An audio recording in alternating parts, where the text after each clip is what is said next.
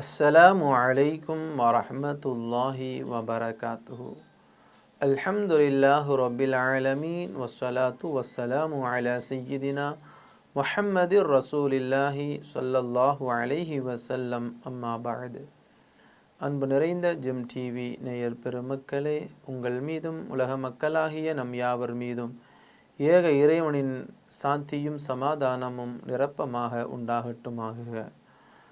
அன்பு நிறைந்த நேயர் பெருமக்களே, இஸ்லாமிய நற்போதனைகளில் இன்றைய தினம் நாம் பார்க்கவிருப்பது உனது தகுதி உயர்த்தப்படும். அன்பு நிறைந்த நேயர் பெருமக்களே, நாம் பெற்றெடுத்த நமது பிள்ளைகளை கொண்டு பெற்றோர்களுடைய அந்தஸ்து உயர்த்தப்படுவதாக நபிகள் நாயகம் ஸல்லல்லாஹு அலைஹி வஸல்லம் அவர்கள் கூறுவார்கள். நாம் பெற்றெடுத்த நமது பிள்ளைகளினால், சில பேர் சொல்லுவாங்க, என்னுடைய முதல் பிள்ளை பிறந்த பின்னாடி தாங்க எனக்கு வாழ்க்கையில் ஒரு பெரிய அபிவிருத்தி ஏற்பட்டுச்சுன்னு சொல்லுவாங்க. என்னுடைய முதல் குழந்தை பிறந்த பின்பு தான் என்னுடைய தொழில்துறைகளில் மிகப்பெரிய ஒரு வெற்றியை நான் அடைந்திருக்கிறேன், என்னுடைய வாழ்க்கையில் மிகப்பெரிய ஒரு மாற்றம் ஏற்பட்டது என்று சில நபர்கள் கூறுவதை நாம் பார்த்திருக்கிறோம். அருமையான நேயர் பெருமக்களே, நபிகள் நாயகம் ரசூலுல்லாஹி ஸல்லல்லாஹு அலைஹி வஸல்லம் அன்னவர்களும் அதைத்தான் குறிப்பிட்டு காட்டுகிறார்கள். ஒரு மனிதன் இறந்து விட்டான் என்று சொன்னால் 3 விஷயங்கள் அவனுக்கு நன்மையாக வருகிறது. அதிலே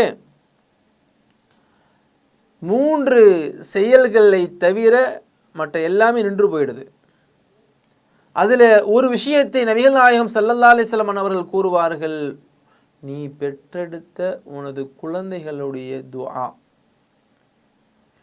நம்முடைய குழந்தைகள் நமக்கு பிரார்த்தனை செய்கிற, நமக்கு துஆ செய்கிற குழந்தைகளாக நாம் உருவாக்க வேண்டும். நம்முடைய குழந்தைகளுக்காக வேண்டிய எத்தகைய விஷயங்களை எல்லாம் நாம் செய்து வருகிறோமோ அது பெரிதல்ல. நம்முடைய குழந்தைகளுக்கு தீனை கொடுக்க வேண்டும், அல்லாஹ் ரசூலை பற்றிய மார்க்கத்தினுடைய விழிப்புணர்வை கொடுக்க வேண்டும்.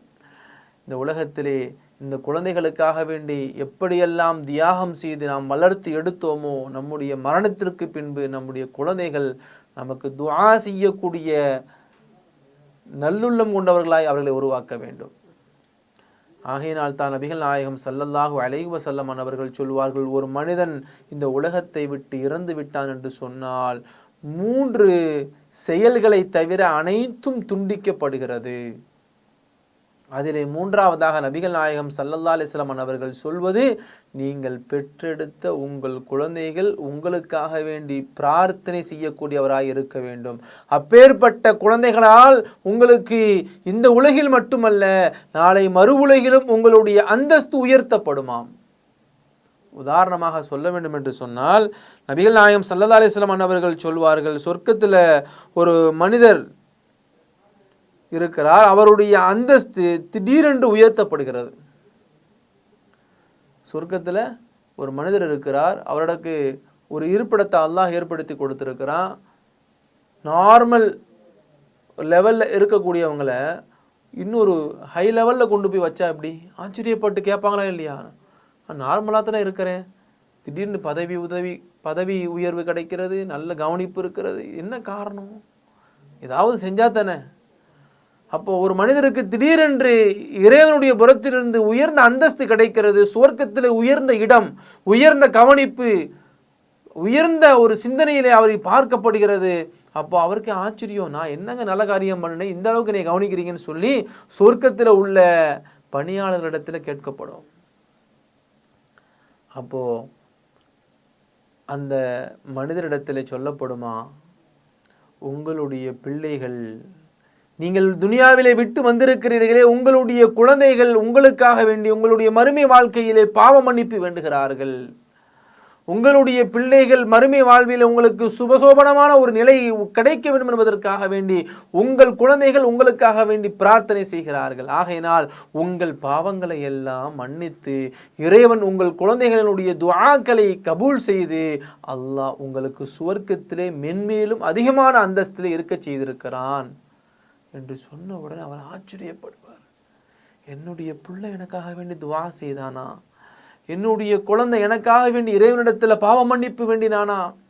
என்னுடைய பிள்ளை நரகத்தினுடைய தண்டனைகளை விட்டும் பாதுகாத்து விடு என்று எனக்காக வேண்டினானா என்று ஆச்சரியத்துடன் கேட்பார்கள். ஆம், நீங்கள் உலகிலே வாழ்கிற பொழுது நீங்கள் பெற்றெடுத்த உங்கள் குழந்தையை நீங்கள் நல்லதொரு ஒழுக்கத்தோடு உங்களுக்கு பிரார்த்தனை செய்கிற கல்வியை கொடுத்து அவரை நீங்கள் வளர்த்தெடுத்திருக்கிறீர்கள்.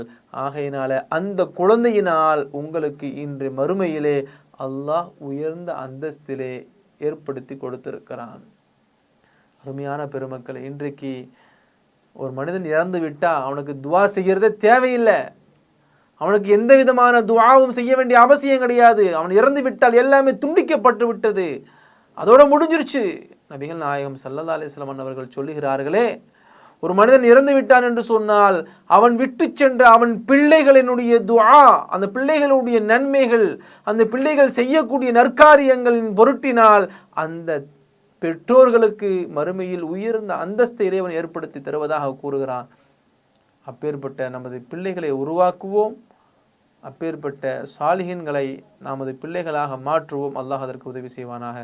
அஸ்ஸலாமு அலைக்கும் வரஹ்மத்துல்லாஹி வபரகாத்துஹு. இன்ஷா அல்லாஹ் மீண்டும் நாளை சந்திப்போம்.